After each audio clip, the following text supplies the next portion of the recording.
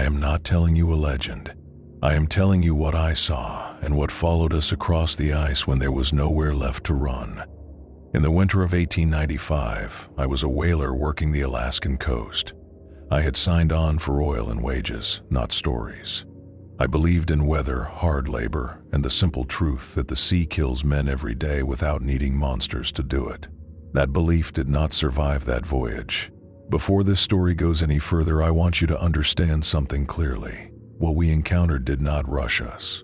It did not roar to announce itself. It followed. It tested. It waited. And that was worse than any attack I had ever imagined. If you are watching this from a warm room with solid ground beneath you, I need you to pause for one moment. Ask yourself how you would think if the ocean itself began to track you.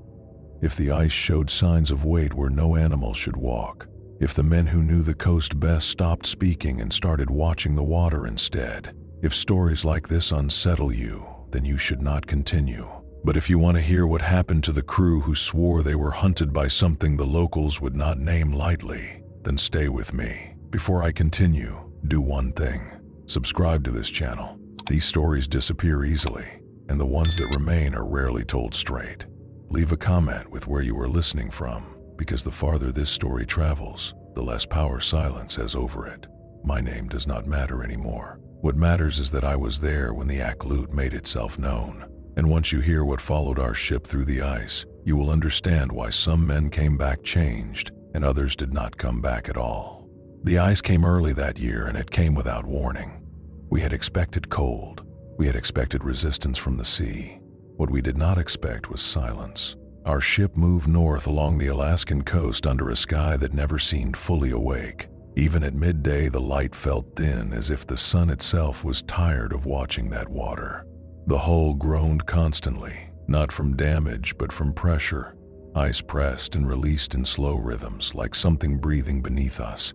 I was a cooper by trade, hired as deckhand because the captain needed hands more than barrels once we were committed to the voyage. There were 21 of us aboard, each man with his own reason for being there. Money, pride, escape. None of us spoke of fear. Not yet. The first sign came in the ice. During an early morning watch, I leaned over the rail to check the buildup along the hull. The surface had frozen smooth overnight, a pale skin stretched tight across dark water.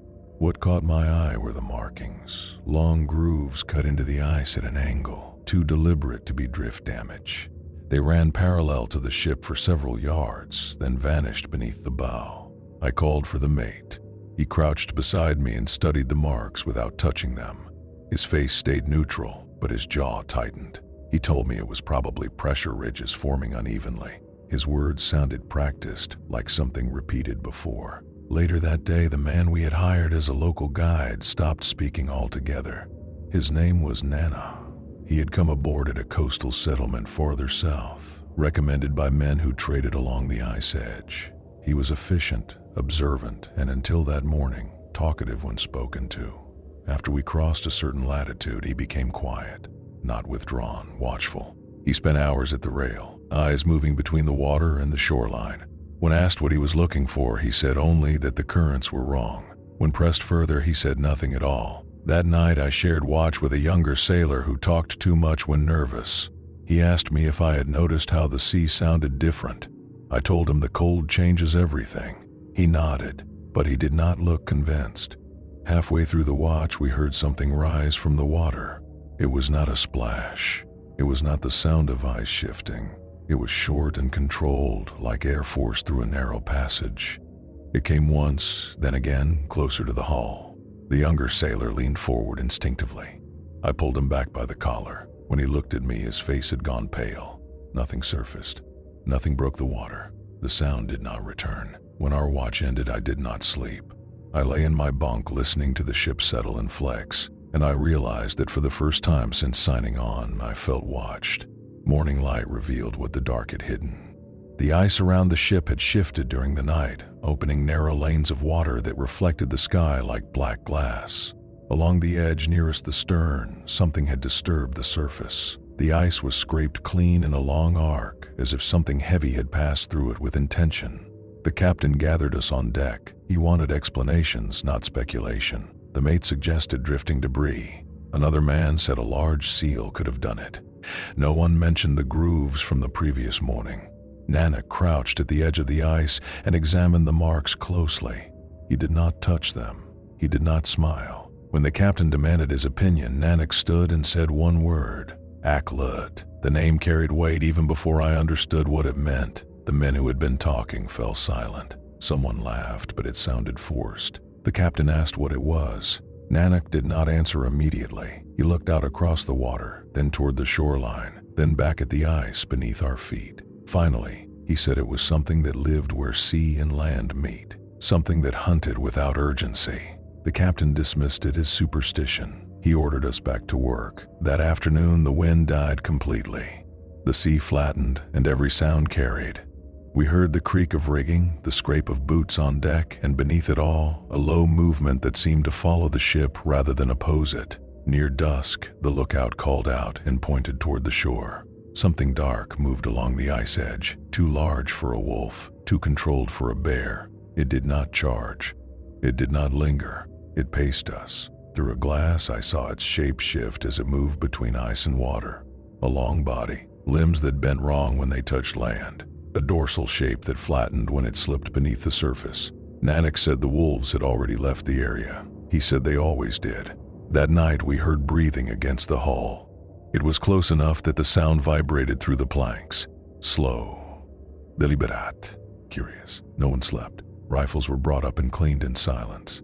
The captain ordered lanterns dimmed and voices lowered. Just before dawn, something struck the ship from below. Not hard enough to break wood, but hard enough to remind us of its size. When the light finally returned, we found fresh tracks in the ice circling the hull. They were wide, webbed, and spaced far apart. They did not wander. They returned to the water. Nanak looked at the trail and said it was waiting. For what? Someone asked. For us to make a mistake. By the third day, the fear was no longer a private thing.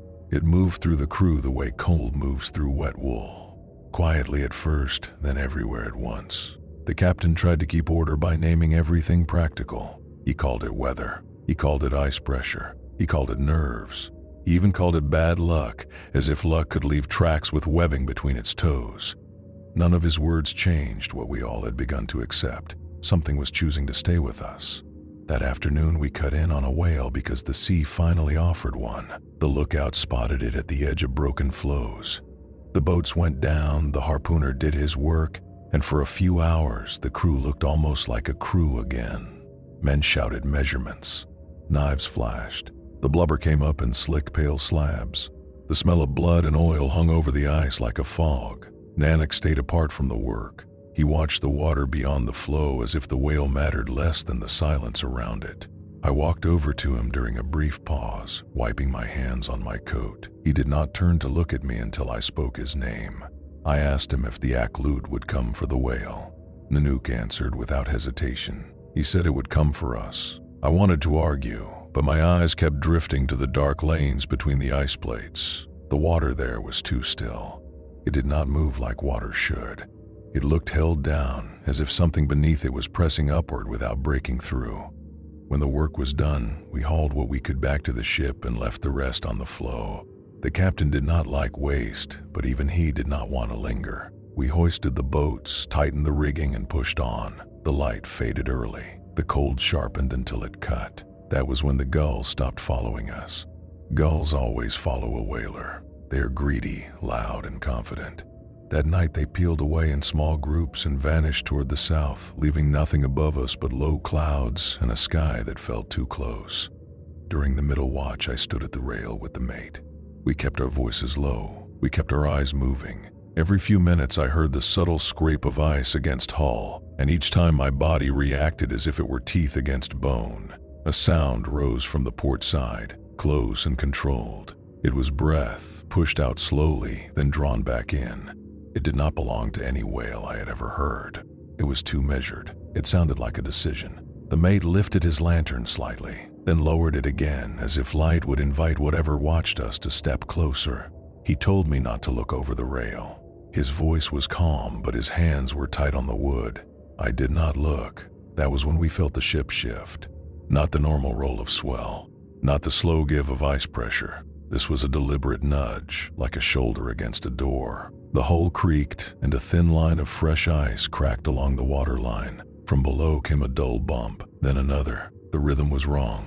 It did not feel like accident. It felt like testing. The captain came up on deck with his pistol, shirt open at the throat. He demanded a report. The mate spoke plainly. He described the sound.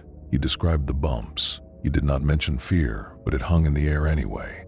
Nanak appeared as if he had been awake the entire time.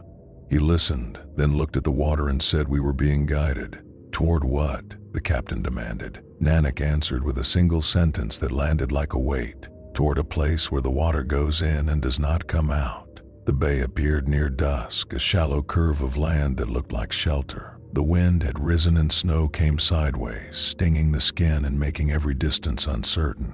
The captain saw protection. Nanook saw a trap. He stood near the shrouds with his jaw set, watching the mouth of the bay as if he could already see what waited inside it. When the anchor dropped and the ship settled, Nanak did not relax.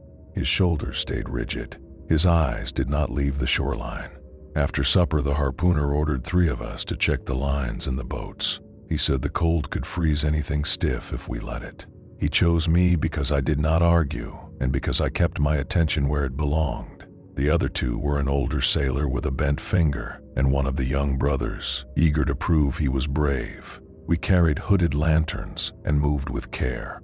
The ice in the bay clicked against itself, slow and delicate like bones tapping. The shore lay close, a dark slope rising into rock and snow. The cliff face above it looked cracked in places with narrow cuts that could have been old faults or something else. I tried not to stare. The younger sailor stopped near the stern and lifted his lantern, angling the light toward the ice. He told us to look. At first I saw only shadow and uneven snow. Then I saw the marks. A line of impressions, wide and spaced, moving from the shore toward the ship in a smooth curve. The prints were not deep, but they were clean, as if the creature knew exactly how to distribute its weight. The older sailor crouched and stared, lips parted. He did not touch the marks. He did not need to. The shape of them spoke clearly. They were webbed. The harpooner straightened slowly and told us to go back inside. His voice was flat. It sounded like a man trying not to wake something by speaking too loud. We started moving, but the younger sailor looked toward the shore again. The snow there was scuffed, as if something heavy had launched forward with sudden speed, then stopped. The cliff above seemed to lean over it like a watching face. A sound came from across the bay. It was short and low. It traveled over the ice with no echo.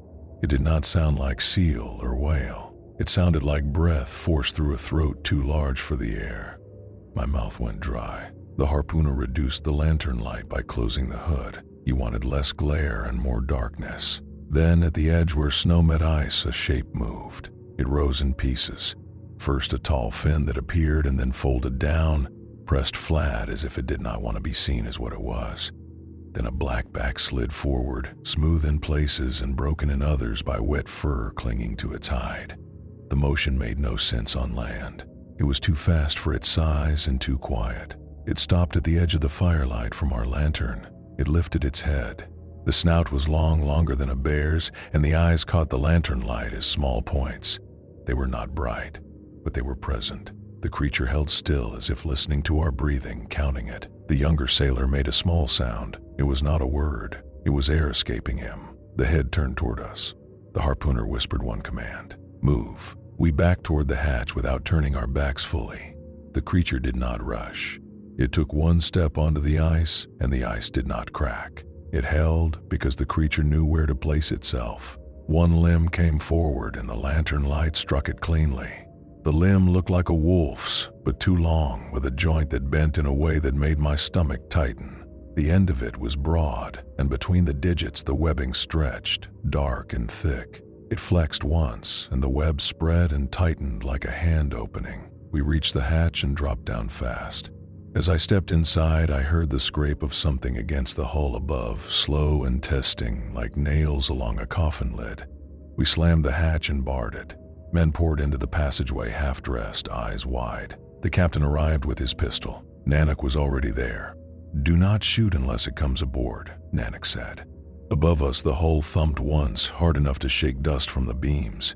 Then it dragged along the planks, moving toward the bow, searching, listening. The sound along the hull stopped just before dawn, not with a final scrape, but with a pause so complete that it felt deliberate. Silence settled over the ship in a way that made every man hold his breath, as if noise itself might draw the thing back. The captain kept us at our stations until the light began to thin the dark.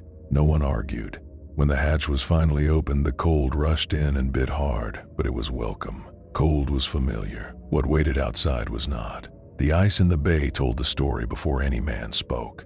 Tracks circled the ship in a wide arc, pressed clean into the new snow. They did not overlap. They did not wander. They followed a measured path, as if the creature had taken time to study the hull from every angle. Near the bow, the prints led to a wide smear where something had slid back into the water, leaving the ice polished smooth. Nanak knelt and examined the edge of the smear. He lifted his fingers and showed us what clung to them. Short black hair, slick with water, thicker than seal fur and darker than anything I had seen on a bear. He wiped it into the snow and stood. "Now we leave," he said. The captain did not argue. He ordered the anchor raised as soon as hands could move. The ship eased forward, the hull complaining as it broke free of the bay ice. As we passed the place where the water stayed open, I felt watched again, not from the shore, but from below. We made poor speed that morning. The wind was light and unhelpful, and the pack ice ahead tightened as if it sensed our intention. Leads opened and closed with no pattern. Each correction at the helm came too late. The ship felt sluggish, like something held us back. By midday, Nanak pointed toward the water off the bow. At first I saw nothing. Then I noticed the swell. It moved wrong. Instead of lifting the hull evenly, it pushed against one side, then the other, as if something large was passing beneath us in long, patient arcs. "It follows," Nanak said quietly. The captain ordered more sail.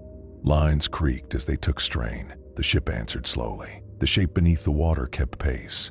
An hour passed like that. No one spoke. Then the water bulged alongside the ship without breaking the surface. A wide wake spread behind it, strong enough to rock us. One of the younger sailors laughed and said it was only a whale. The sound of his voice carried too far. The water struck the hull from below. It was not a ramming blow. It was measured, controlled, testing the strength of the planks. The deck jolted. Men stumbled. A second strike came farther aft, then another closer to the bow, each one spaced as if counted. The captain ordered rifles to the rails.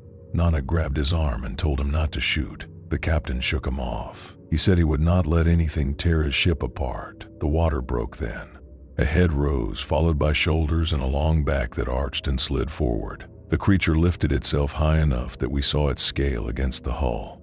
It was longer than a whaleboat, with a dorsal fin pressed flat along its spine like a blade laid down. Its forelimbs broke the surface and pushed water aside with ease. Its head turned toward us. The eyes were small but clear. The mouth opened once, not wide, showing teeth set for gripping, not tearing. Then it slipped back under the surface without a splash. Shots rang out too late. One struck water. One skipped. One hit something solid.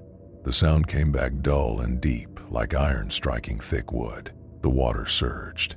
The shadow twisted. Then the creature rose again, closer than before, its back brushing the hull. The ship listed hard. Wood screamed. The rudder jammed. We began to drift. The captain made his decision in the space of a breath. "Lower a boat," he ordered. "Lighten the ship. Pull her nose free." No one argued, but no one volunteered either. Then the harpooner stepped forward and said he would take it. 2 men with him. Before I could think, I stepped up. An older sailor followed, his face set and pale. The boat went down with a slap. The water soaked through my boots instantly, numbing my feet. We took lines and began to pull, using the ice edge for leverage. The ship shifted a little. Not enough. The water behind us darkened. Nanook shouted from the rail to come back. We were halfway when the water surged. The creature rose behind the boat so close that its head came level with the gunwale. Its breath washed over us, hot and wet against the cold air. The smell was thick and wrong, like fish left too long in the sun mixed with salt and blood. The harpooner did not hesitate. He drove his iron down into the creature's shoulder with all his strength. The iron struck and held. The line snapped tight. The creature roared, a sound so deep it vibrated through my chest. The boat lurched sideways. Water poured in. The older sailor lost his footing and went overboard. I saw his face break the surface once. mouth open, eyes wide. Then a limb swept past. Webbing spread. He vanished. The harpooner cut the line without a word. The boat jerked free. We pulled with panic strength, hands bleeding, until the crew hauled us up. I collapsed on deck, lungs burning, ears ringing with the echo of that roar. The creature did not follow again. The water churned once, then smoothed. The shadow faded into deeper dark. We left the man in that water. No one spoke his name. The ship limped forward, steering slow and wide with the damaged rudder. No one slept. The captain kept us moving at what speed we could manage, angling away from the ice and toward open water that never seemed to get closer. Near dawn, the wind dropped completely. The ship lost steerage and drifted. Ice plates nudged the hull, tapping and sliding. The sea felt crowded, as if space itself had tightened. When the light came, it revealed land close on the starboard side. Low cliffs rose from the ice, snow packed hard against their base. The captain gathered the officers and spoke quietly. "We cannot outrun it. We cannot fight it at sea." "Then we take the ship where it cannot come," he said. Nanook shook his head once. "It comes on land." The captain met his eyes and answered with a voice that sounded older than it had days before. "Then we choose where." He ordered the ship beached against the ice at the base of the cliffs. As the hull groaned and settled, I realized something with a clarity that chilled me deeper than the cold. We were no longer being followed. We were being driven. Beaching the ship did not bring relief. It only changed the shape of the fear. The hull settled against the ice with a long groan that traveled through the timbers and into our bones. Lines were run ashore and secured to iron spikes driven into frozen ground. Canvas was rigged to break the wind. Fires were lit low and kept small. The captain ordered a perimeter watch facing both the water and the land. Rifles were issued and counted. No one argued. No one joked. We had crossed beyond that. The cliffs rose close behind us, dark stone veined with snow. Narrow cuts ran through the rock face like old wounds.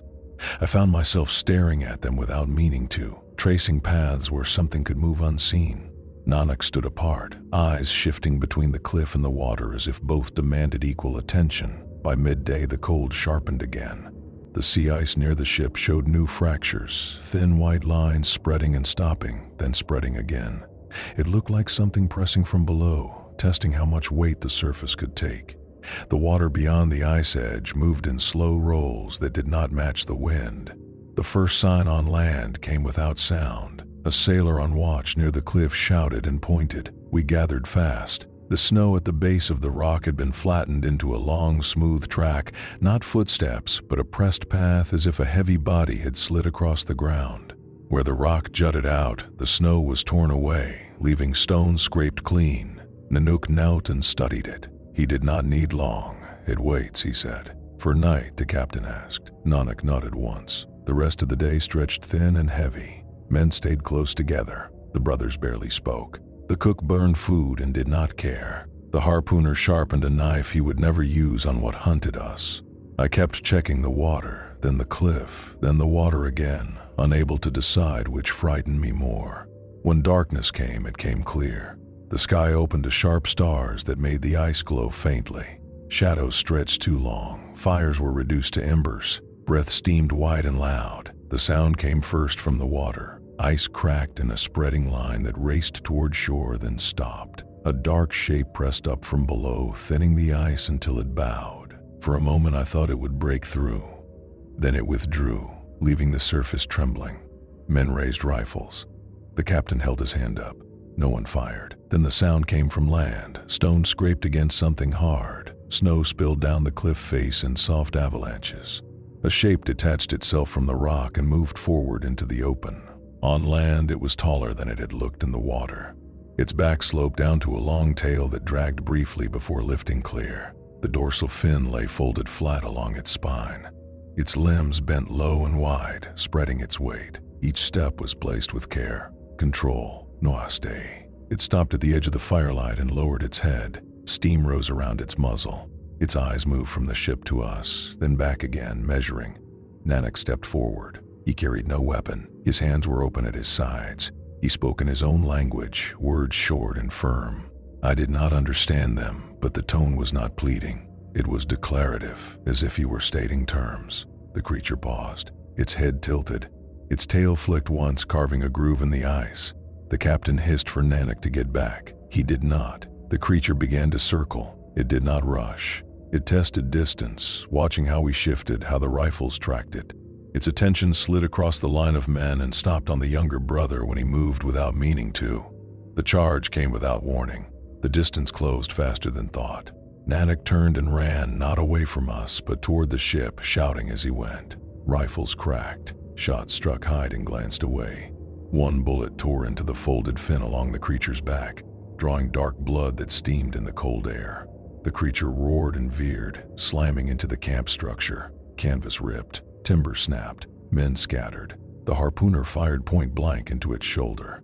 The bullet sank deep. The blood flowed thick and slow. The creature swung its head and caught the harpooner in its jaws. There was a single sharp sound. He was lifted, then thrown aside, striking the hull hard. He did not move again. The creature turned back toward us, blood marking its path.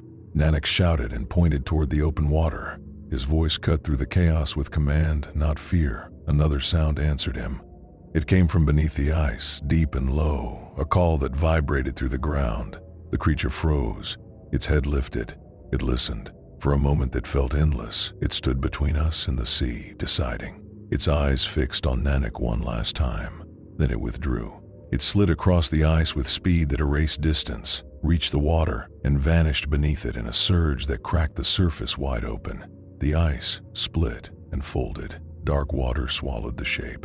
Silence followed. Only breathing remained, and the soft collapse of torn canvas. At dawn, we buried the men we lost beneath stones at the base of the cliff. No words were spoken that mattered. The sea kept its distance. The land stayed still. Days later, the ice shifted enough for the ship to be freed, damaged, leaning alive. Nanak did not come with us. When the ship pulled away, he stepped onto the ice and walked toward the land without looking back. He grew smaller against the snow, then vanished among the rocks. No one tried to stop him. We reached port with fewer men and a story no one wanted to hear. They said ice does strange things. They said fear makes shapes. I know what stood on that ice. I know what followed us through the water and drove us ashore. The coast remembers it, and now so do you. If you want to hear more accounts like this, stories that were sworn to by men who survived them, subscribe to this channel and stay with us. These stories do not seek attention, but they do not like to be forgotten either. Leave a comment with where you are listening from. Some places listen more closely than others. And remember this, not everything that hunts needs to chase. We did not leave the cliffs right away. The ice decided when we could move, not the captain. For 3 days, the ship remained pinned, her hull grinding softly as pressure shifted around her. We worked in silence. Repairs were made where possible. Canvas was mended. Supplies were counted again and again, as if numbers could replace men. No one spoke of the creature. No one needed to. The water stayed quiet, but it was not empty. I stood watch at night and felt the ice move beneath my boots, not cracking, sliding, adjusting. The sound traveled through the ground and up into the hull like a warning passed hand to hand. I watched the open water beyond the ice edge and imagined the shape moving below, patient, unhurried, knowing we could not leave until it allowed us to. Nana never returned. Each morning I half expected to see him standing at the edge of the camp, watching the water the way he always had. Each morning there was only ice and the cliffs behind us, their dark cuts filled with shadow. On the 4th day, the pressure eased. The ship shifted and settled into a new position. The mate said it might be enough. The captain ordered the lines prepared. As we worked, I noticed something along the ice near the waterline. Not tracks, not damage, a smoothness, as if the surface had been polished by repeated passage. A path without footprints. The creature had been there again, not to attack, not to threaten, to confirm. When the ship finally pulled free and began to limp south, the men did not cheer. We watched the water instead. Every swell felt like a decision made elsewhere. Every dark patch beneath the surface drew our eyes. That night I dreamed of the ice bowing upward, not breaking, just bending enough to let something breathe. The journey south was slower than it should have been. The rudder answered late. The hull complained at every shift. The crew moved like men twice their age. No horn sung, no one told stories. Even the sea seemed muted, its usual violence replaced by a careful distance. Once, near dusk, the water alongside the ship darkened and lifted. The swell moved against the wind, broad and deliberate. Every man saw it. No one spoke. It did not surface. By the time we reached safer waters, the relief felt thin. We had been followed too long to believe in sudden safety. The coast fell away behind us, and still I watched the water, waiting for it to change its mind. When we finally reached port, the harbor looked unreal. Solid ground, voices, smoke rising straight into the air. Men went ashore and stood there, unmoving, as if the land might shift beneath them. Officials asked questions. They wanted cargo counts, damage reports, names of the dead. When the story came out, it came in pieces. Tracks, ice, something that moved between water and land. They said ice does strange things. They said fear makes shapes. They said we were tired men who had seen too much dark. No one wrote down the name Akhlut. No one wanted it on paper. We were paid what we were owed. We were told not to speak of it again. Most of the crew agreed without being asked. Silence felt safer than memory. I did not agree. Years passed. I did not return to the ice. I worked other ships, other coasts, warm water where shadows behaved the way they were supposed to. Still, sometimes at night, I woke with the sound of breathing in my ears, slow and controlled, as if something large pressed its face against the wall just to remind me it could. I asked questions when I could. Quiet ones. I learned that wolves avoid certain stretches of coast even when game is plentiful. I learned that hunters sometimes find seals torn apart in ways that do not fit teeth or claws they recognize. I learned that some places along the ice edge remain empty year after year, no matter how good the fishing should be. I learned that the old stories were never meant to scare. They were meant to warn. The Akhlut does not hunt for sport. It does not defend territory the way animals do. It follows. It pressures. It waits for men to choose wrong places at wrong times. It does not need rage. It only needs patience. I still see the cliffs in my sleep. I still hear the ice crack in straight lines, racing toward shore. I still remember the way the creature stood at the edge of the firelight, not rushing, not roaring, simply deciding. Some things do not end when you leave them behind. They end when they are remembered properly. You have just heard a story sworn to by men who survived it, and denied by everyone who did not stand on that ice. If you believe this story is only a story, that is fine. Most people need it to be, but understand this. Folklore does not come from imagination alone. It comes from patterns repeated often enough that someone decides silence is more dangerous than belief. If you want more first-person stories like this, stories told straight without decoration, then subscribe to this channel. These stories do not shout, they wait. Leave a comment with where you are listening from. Some coasts listen longer than others. And remember this before you go. Not everything that lives between land and sea belongs to either one.